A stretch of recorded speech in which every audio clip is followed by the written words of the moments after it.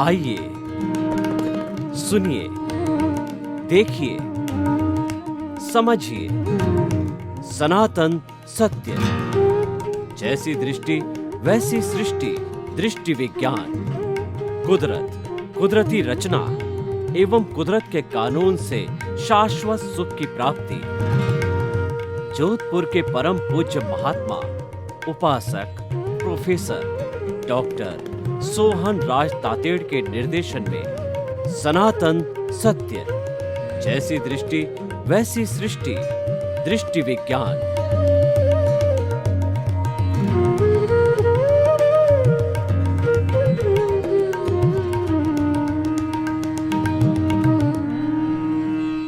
भाई और बहनों, मातृशक्ति को नमन।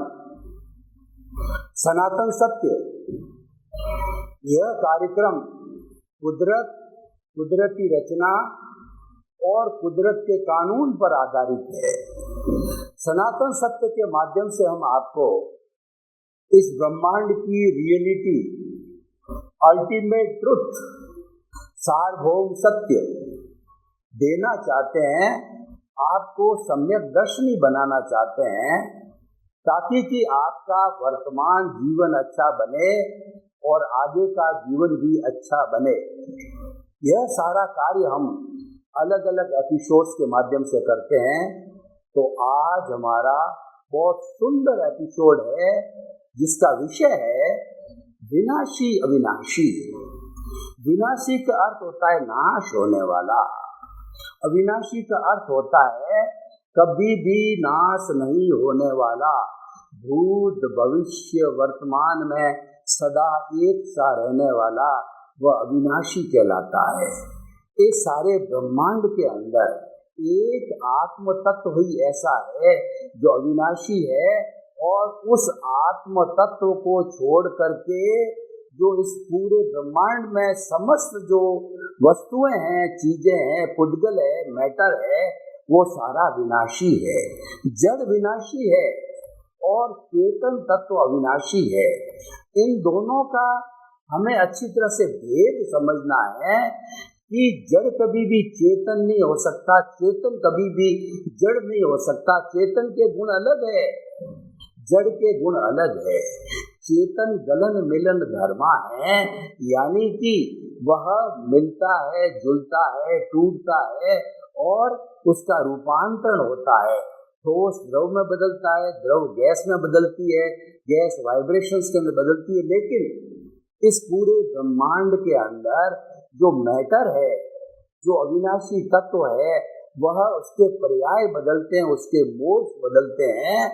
लेकिन सब कुछ बदलने के बाद भी इस पूरे ब्रह्मांड की जो एनर्जी है, जो शक्ति है, वह हमेशा एक सी बनी रहती है। आइंस्टीन नाम के वैज्ञानिक ने इस पूरे ब्रह्मांड की एनर्जी को E=mc² के माध्यम से बताया। E का मतलब एनर्जी, M का अर्थ मास और C जो एक कांस्टेंट है, यानी पूरे ब्रह्मांड की सारी एनर्जी भूत भविष्य वर्तमान हर क्षण के अंदर एक सी रहती है। उसका रूपांतरण अवश्य होता है, लेकिन उसकी क्वांटिटी, उसकी मात्रा के अंदर कोई अंतर नहीं आता है। ये बहुत बड़ी विशेषता है। और दूसरा जो विनाशी है, क्योंकि ये रूप बदलता रहता है, इसका ट्रांसफॉर्मेशन होता है, तो वो जो गलन मिलन धर्मा होने के साथ साथ के अंदर, इसके अंदर कोई तरह की फीलिंग्स नहीं है, ये कोई सुख दुख की अनुभूति नहीं करता है। ये तो मात्र एक साधन के रूप के अंदर जो है काम के अंदर आता है, पुद्गल मैटर, इसको सारा विनाशी कहा जाता है। हमारे शरीर को देखिए, हमारा शरीर है, यह भी विनाशी है, और इसके अंदर जो आत्म तत्व मौजूद है वह अविनाशी है। तो ये सुंदर परिभाषा हमें बहुत अच्छी तरह से समझ करके अपने जीवन को, अपने लाइफ को डिजाइन करना है कि हमें जो विनाशी है वो टेम्परेरी है, अविनाशी परमानेंट है। क्योंकि कभी बदलता नहीं, हर अवस्था में एक सा रहता है, तो वो परमानेंट है। तो हमें जो है टेम्परेरी को पाने की लालसा रखनी चाहिए, उसका प्रयास करना चाहिए, या परमानेंट की प्राप्ति के लिए प्रयास करना चाहिए। हमने विनाशी की सारी परिभाषा की, और ये चतुस्पर्शी और अष्टस्पर्शी दो तरह के स्पर्श के होते हैं। चतुस्पर्शी जो पुद्गल होता है, वह पुद्गल जो आंखों से दिखाई नहीं देता है, जैसे कि हमारा कार्बन शरीर है, ये जो है चतुस्पर्शी पुद्गल है, आंखों से और किसी भी वैज्ञानिक लेबोरेटरी से दिखाई नहीं देता है, लेकिन ये जो है बहुत ही शक्तिशाली होता है।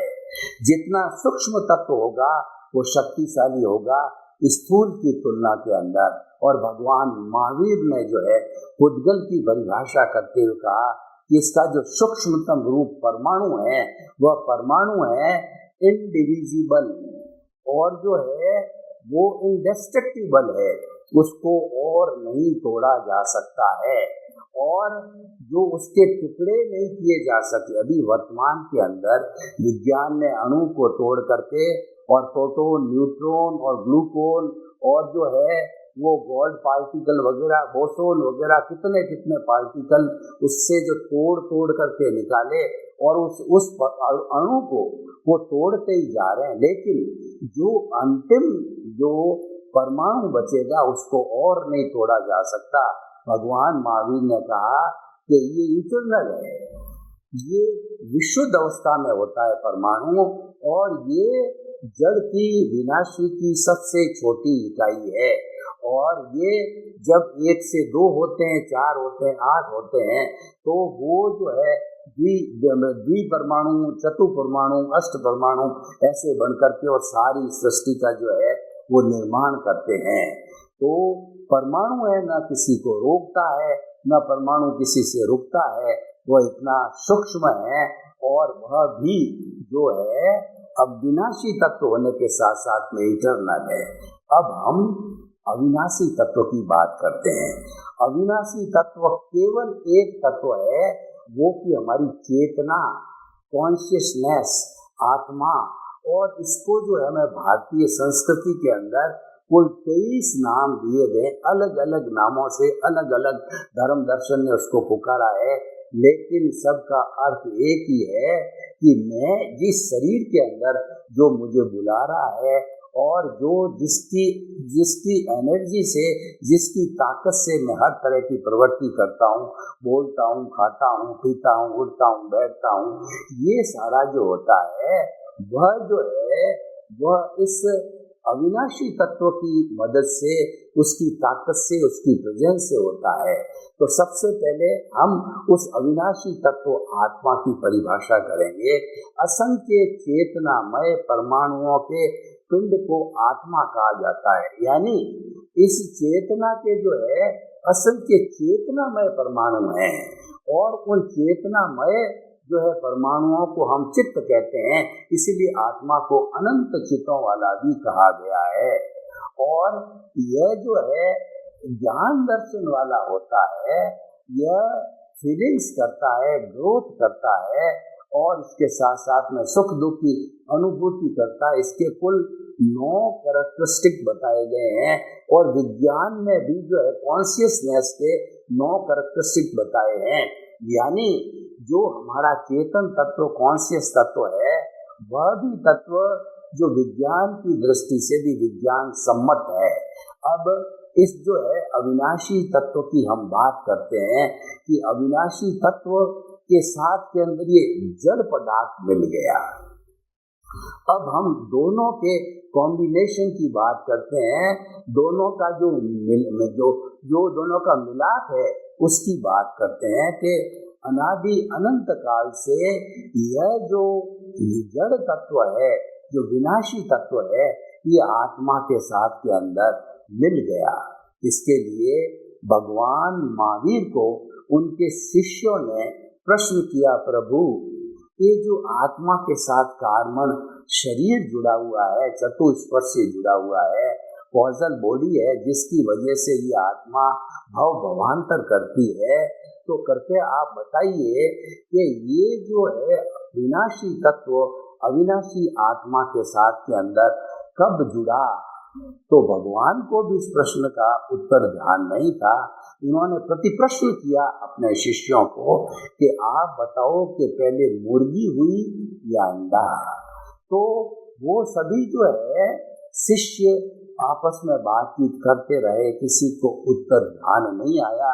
तो उन्होंने भगवान से प्रार्थना की कि हे प्रभु, हम तो अज्ञानी हैं और आप ही स्वयं इसका उत्तर बताओ। तो भगवान ने कहा कि ये कब से जुड़े हुए हैं वो अवधि तो मुझे भी पता नहीं है, इसीलिए इसको आप पश्चानुपूर्वी बोले कि अनादि अनंत काल से इसके साथ मिले हुए हैं।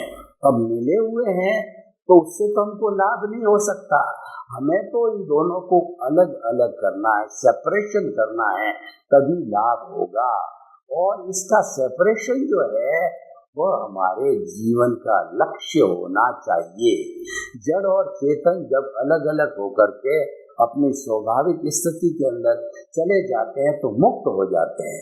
अभी हमारा जो ये चेतन तत्व है, ये बद्ध चेतन तत्व, इसको बद्ध आत्मा कहते हैं, बॉन्डेड आत्मा कहते हैं, जो क्योंकि यह जो है वो विनाशी तत्व के साथ में मिला हुआ है।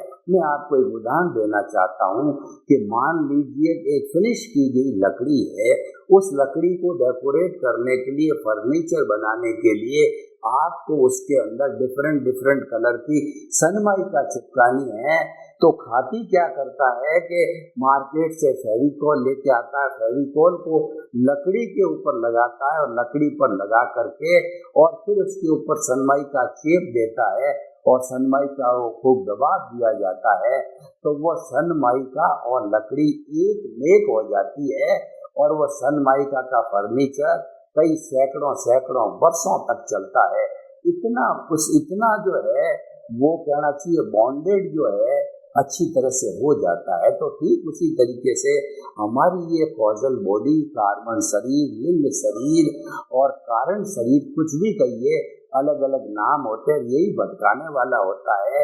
यही हमारा एक कर्मों का पुलिंदा होता है जो आत्मा के साथ के अंदर हर समय रहता है। और आत्मा की ये एक तरह से प्रॉपर्टी है, और आत्मा जब एक शरीर को छोड़ करके दूसरे शरीर को जाती है तो सारी प्रॉपर्टी जो होती है, यानी जिस तरीके के पुण्य पाप का जो चिट्ठा होता है, वह जो विनाशी तत्वों को लेकर के अपने साथ जाती है और दूसरे जन्म के अंदर लेती है, और फिर जो है उस विनाशी तत्वों की जैसी जैसी जो है उदय और प्रारब्ध की अवस्था होती है, वैसा वो भुगतती रहती है। तो आप देखिए, दोनों के जुड़ने से ये शरीर मिला, और इसका जो बीच का जो फेविकॉल है, इसको मिश्र चेतन कहा जाता है। इस मिश्र चेतन की वजह से ये जड़ रूपी शरीर है, वो सारी जो है चेतन की हरकत करता है, चेतन के जैसा ही ये बोलता है और खाता है, पीता है, उठता है, बैठता है, प्रवचन देता है और जीवन की हर क्रिया करता है। इसको मिश्र चेतन कहा जाता है। इसको मिश्र चेतन को बनाने वाला जो है वो हमारा अज्ञान है, यानी अज्ञान ने ही मिश्र चेतन को बनाया, और जब तक अज्ञान जुड़ा हुआ है तभी ये जड़ और चेतन या विनाशी अविनाशी जो है दोनों जुड़े रहते हैं। अब हमारा जीवन का उद्देश्य क्या है? अब मैं अपने जीवन को उद्देश्य यह बताना चाहता हूँ कि इसको अलग किया जाए, इनको अलग करना है, ये जीवन का मुख्य उद्देश्य होना चाहिए। और ये अलग है केवल मनुष्य ही कर सकता है।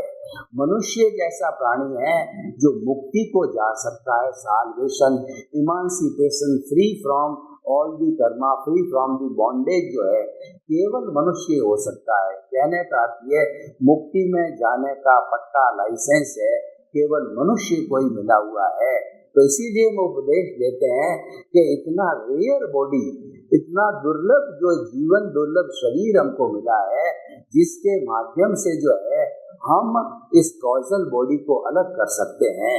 तो आप देखिए विनाशी अविनाशी और इनके साथ के अंदर जुड़ी हुई अज्ञानता की अवस्था को हमने समझा और अज्ञानता को दूर किया जाता है।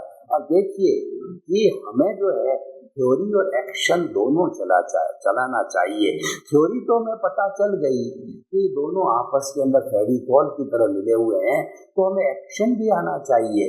एक्शन क्या आना चाहिए कि आप चाहते हैं कि पुनः लकड़ी और सनमाइका अलग अलग हो जावे, तो आप किसी भी ऐसी चीज से, बारीक चीज से उसके बीच दोनों के साथ में लगाओ, यानी उस फेविकॉल को हटाओ तो दोनों वो अलग हो जाते हैं।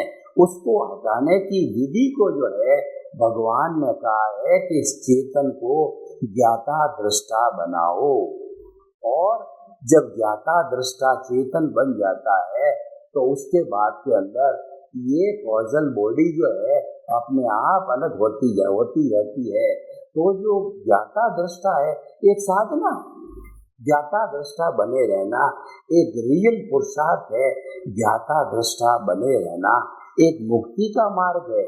आपको मुक्ति के मार्ग के अंदर करना कुछ नहीं है, मात्र आपको ज्ञाता दृष्टा देखने वाला, जानने वाला केवल जीवन भर बने रहना है। कैसे बने रहना है कि आप देखिए क्रिकेट का मैच चल रहा है, तो क्रिकेट के मैच के अंदर जब पब्लिक इकट्ठी हो जाती है स्टेडियम के अंदर, कुर्सियों पर बैठ जाती है, तो वो क्या दर्शक है? वह तो जो खिलाड़ी खेलते हैं उनको देखती रहती है, उसका ज्ञाता है, जानने वाला है, और दृष्टा उसको देखने वाला है।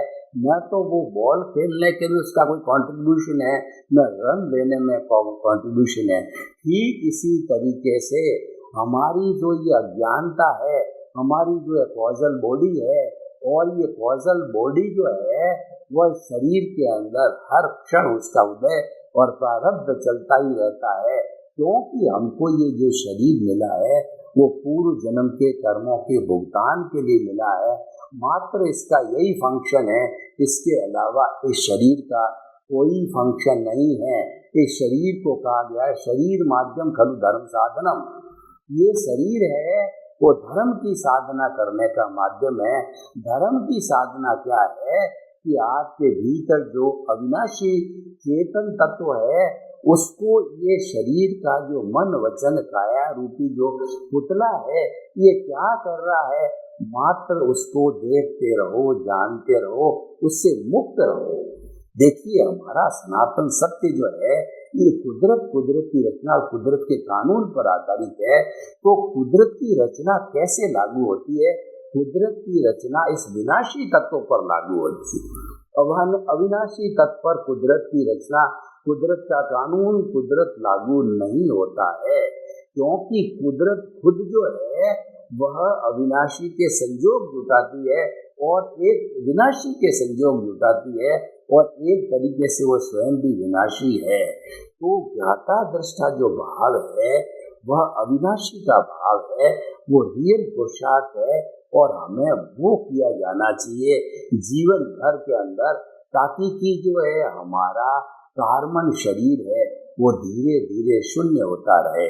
तो देखिए ये हमारा कितना सुंदर एपिसोड बन गया कि हमें विनाशी तत्व को साधन मानना है, क्योंकि साधन इसलिए है कि वो हमको पूर्वकृत कर्मों को भोगने के लिए, उसका भुगतान करने के लिए मिला है। तो कोई भी चीज का कार्य करने के लिए साधन की आवश्यकता होती है, तो केवल ये साधन मात्र है। इस साधन को देखते रहो, जानते रहो, क्योंकि जो कुदरत का कानून क्या है, कुदरत क्या कहती है कि कोई भी जीवित प्राणी जो भी जन्म लेता है वो मेरे ताबे आ जाता है और मेरे अंकुश में आ जाता है, मेरे कंट्रोल में आ जाता है, और सारे नियम कानून कायदे मेरे लागू होते हैं, और मैं ही संयोग जुटाता हूँ, और संयोग जुटाने में पूरा मैं न्याय करती हूँ कि जो जो जिसका उपादान है, जो जो वो पीछे से लायबिलिटी लेके आया है, जो कर्जा लेके आया है, और किसके साथ में क्या व्यवहार अच्छा या बुरा किया है, उस व्यक्ति को उदय प्रारब्ध आने के साथ ही मैं लाके खड़ा कर देता हूँ, और दोनों एक दूसरे का हिसाब क्लियर कर लेते हैं। तो ये जो है विनाशी और अविनाशी का जो एपिसोड है वह हमें भेद विज्ञान सिखाता है। भेद विज्ञान का अर्थ होता है भेद कीजिए, दोनों को अलग अलग कीजिए, और जब तक हम दोनों को अलग अलग नहीं कर लेंगे तब तक हम शाश्वत सुख, सनातन सत्य की अंतिम परिणति है वह शाश्वत सत्य की है। यानी शाश्वत सत्य हम कैसे प्राप्त करें, शाश्वत सुख की हम कैसे प्राप्ति करें, वह एक एपिसोड के माध्यम से ही होता है। वह जो है वह स्थिति हम खुद बना सकते हैं। हम खुद जो है वह बिल्कुल मुक्त रह करके उस स्थिति को बना सकते हैं। तभी तो ये हमारे दो महत्वपूर्ण सिद्धांत हमको सनातन सत्य से मिले हैं कि जो मन वचन काया जिससे प्रवृत्तियां होती है और उससे उसकी अवस्थाएं बनती है, वो अवस्था मात्र कुदरती रचना है, कुदरत के द्वारा संचालित है, वो स्वतंत्र है, वह विनाशी है और वो मात्र भोगने के लिए ही है। उसको जो है भोगा जाना आवश्यक होता, तो उसका जो जैसा जैसा भोग चल रहा है, जैसा जैसा भुगतान चल रहा है, उस भुगतान को चलने दो और हम उसके अंदर जो है क्यों टांग अड़ावे। देखिए, मैं आपको उदाहरण देना चाहता हूँ कि जब मोटरसाइकिल चल रही हो और तेज स्पीड में और आपने उसके अंदर बीच के अंदर उसको रोकने का प्रयास किया, आपने हाथ डाल दिया तो आपकी अंगुली कट जाएगी। तो ये जो भुगतान चल रहा है जिसको कि रोकने के आप अधिकारी नहीं हो, आपके पास अथॉरिटी नहीं है, फिर भी आप रोकने का प्रयास करते हो, इसका अर्थ ये हुआ कि आप कर्ता बन जाते हो। ये कुदरत तो कहती है कि कर्ता तो व्यवस्थित शक्ति, यानी कर्ता तो मैं हूँ, और आप जो है अपने अहंकार के वशीभूत कहने लग जाते हो कि कर्ता मैं हूँ, यानी मैं और मेरा, यह कार्य मैंने किया, यह घर मैंने बनाया, ये धन संपत्ति मैंने इकट्ठी की और इस घर का मालिक मैं हूँ। मैं और मेरा का सारा राग अलापते हो, तो इस राग अलापने के कारण जो है कर्ता बनने के कारण, ऑनरशिप और डूअरशिप के कारण आपके फिर कॉजेज बनते हैं और फिर कर्म जो है वो इकट्ठे होते हैं संचित और जो है वो क्रियमान, और उसके बाद के अंदर आप इसको प्रारब्ध के रूप में भुगतना पड़ता है। तो हम न तो स्वयं कर्ता बने, न इस विश्व के किसी भी व्यक्ति को कर्ता माने। जब कर्ता नहीं बनेंगे तो हमारे किसी भी तरह के कर्मों का बंधन कहिए या कॉजेज इकट्ठा होने का कोई कारण नहीं बनेगा। तो निष्कर्ष की भाषा में कहना चाहता हूँ कि जो अविनाशी तत्व सच्चिदानंद है, सत का मतलब अविनाशी, चित का मतलब वो ज्ञान दर्शन वाला है, और जो है आनंद उसका लक्षण है, और जो विनाशी तत्व है वो जड़ है, उद्गल है, वो गलन मिलन धर्मा है, वो वर्ण गंध रस स्पर्श वाला है, उसके पर्याय बदलते रहते हैं, तभी ये संसार बना है। तो दोनों इटर्नल है, दोनों अलग अलग हैं, और लेकिन ये अनादि अनंत काल से जुड़े हुए हैं। इनको अलग करना, भेद विज्ञान करना, वो आज के हमारे इस जो है एपिसोड का या सत्संग का मुख्य विषय है।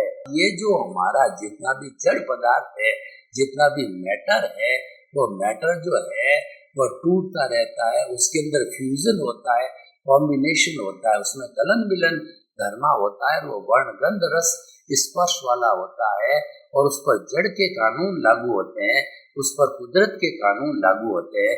जितना भी जड़ का संसार है, जितने सारे जड़ पदार्थ है, वो सब कुदरत के अधीन रहते हैं। चेतन का जो पाला है, जो हम अविनाशी की बात करते हैं, उस पर कुदरत का कोई भी कानून नहीं लागू होता है, उसका स्वयं का संसार होता है, उसके स्वयं के कानून लागू होता है।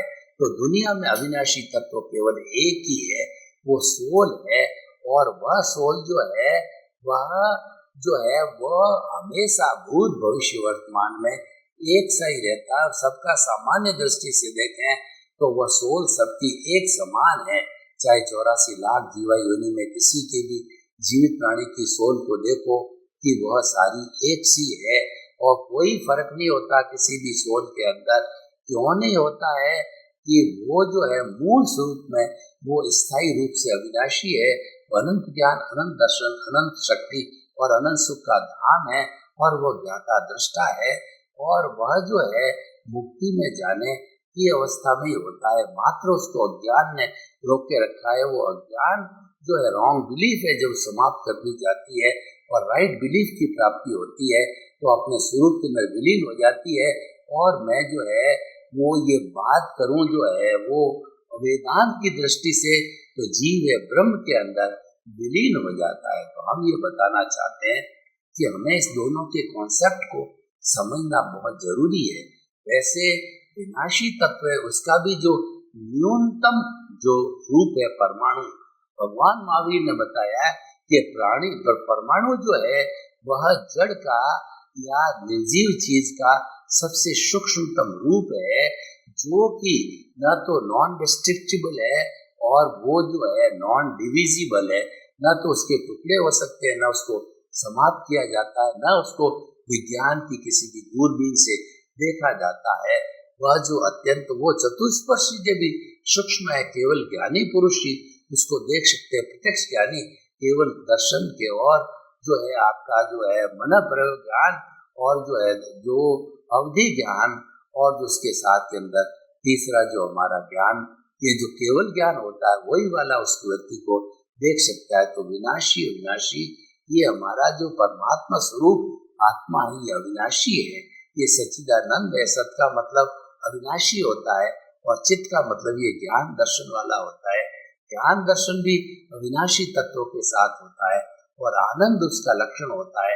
आनंद लक्षण भी अविनाशी तत्वों का होता है और वो जड़ के अंदर आनंद की अनुभूति नहीं, मात्र वो आरोपित जो है अज्ञान वाला आनंद है कि हम रोटी में जो है सुख की अनुभूति करते हैं, हम कपड़े में सुख की अनुभूति करते हैं, या जो है हम जो है व्यवहार में संबंध में इन चीजों के अंदर सुख की अनुभूति करते हैं।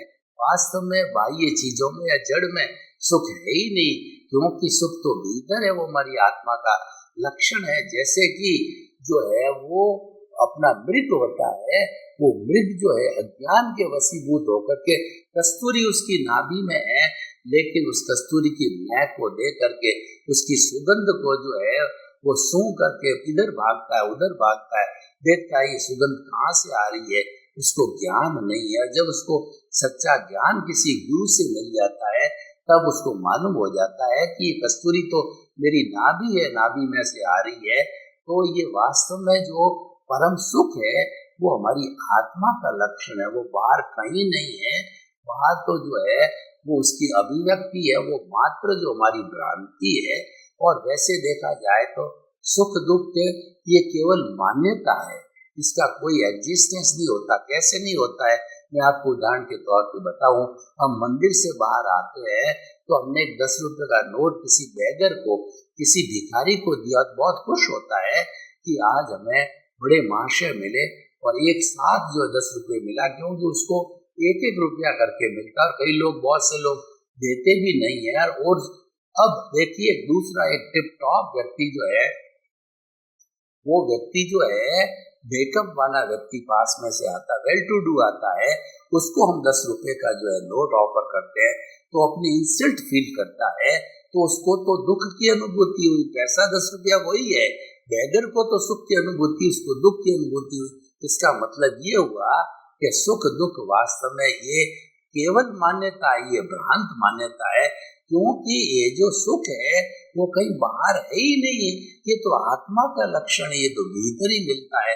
तो अगर सुख में गोते लगाने, आनंद की प्राप्ति करनी, सुख कहिए, आनंद कहिए, प्रसन्नता कहिए, इसकी प्राप्ति करनी तो आपको भीतरी जगत में जाना पड़ेगा, क्योंकि बाहरी जगत में इसका एग्जिस्टेंस तो है ही नहीं। बाहरी जगत तो केवल व्यवहार का है और व्यवहार जगत सारा रिलेटिव जगत है और वह ज्ञान से भरा पड़ा, वो आरोपित है, वो माया है, वो मिथ्या जगत है। तो हम आपको ये कहना चाहते हैं कि जो है हमें वो आज का जो विषय है उसके अनुरूप जो है हमें ये विनाशी अविनाशी को समझना बहुत ही जरूरी है कि ये जो सुख है वो अविनाशी में है और विनाशी में आप जो है सुख ढूंढते हो, तो ये आपका ज्ञान और इसकी भ्रांति है।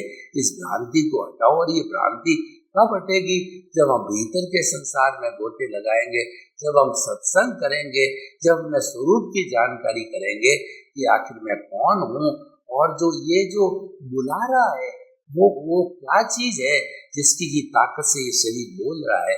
तो हम आपको कहना चाहते हैं कि आप विनाशी अविनाशी के भेद को जानिए। सभी के प्रति मंगल भावना, इस जगत के सब जीवों को सुख मिले, शांति मिले, आनंद मिले और सबका भला हो। और सर्वे भवन्तु सुखिनः, सर्वे सन्तु निरामया, सब जीवों को मुक्ति मिले, आपके प्रति मंगल भावना।